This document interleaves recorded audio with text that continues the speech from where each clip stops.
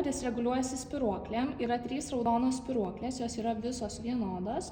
Raudona yra pati sudėtingiausia spyruoklė, nesvarbu, ar jūs susidėsit šitas 2 raudonas, ar šitas 2 bus vienodas pasipriešinimas. Mėlyna spyruoklė yra vidutinė, perpus lengvesnė negu raudona, ir balta spyruoklė yra pati lengviausia, jinai lengviausiai ir išsiima. Kaip užsideda spyruoklės, tai stumiam nuo savęs, užsikabina, raudona šiek tiek sunkiau ir taip pačiai nusiima. Be spyruoklių platforma lengvai juda atgal, tai stengiamės be spyruoklių nepalikti.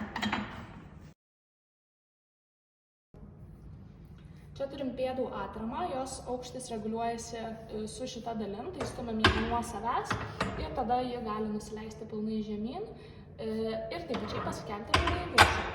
Čia yra aukščiausia padėtis.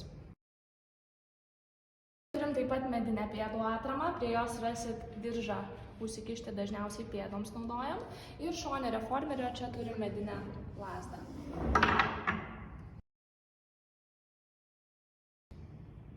Pečių atramas galim reguliuoti, pakėlę į viršų, keičiam į kitą pusę, pavyzdžiui, flanko padėčiai laikytis arba naudoti visiškai be atramų.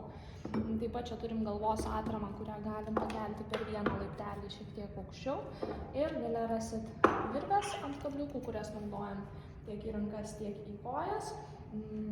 Rekomenduočiau, kai keičiat padėtį, darant su viena virve, pasikabinti ant pečių atramų, taip šiek tiek bus greičiau ir patogiau. O gale treniruotės pakabinam čia gale ant kabliukų. Ir čia rasit papildomas dalis, tai žiedas, kurį mes galim tiek spausti į vidų, tiek traukti į šonus. Taip pat papildoma platforma, ją dažniausiai dedam prie pat medinės atramos, nepaliekam čia tarpelio. Ir dėžė turi kelias padėtis, gali būti padėta šalia reformerio, galim dėti kaip į trumpą dėžės padėtį, arba atsukti kitą pusę ir bus ilga dėžės padėtis.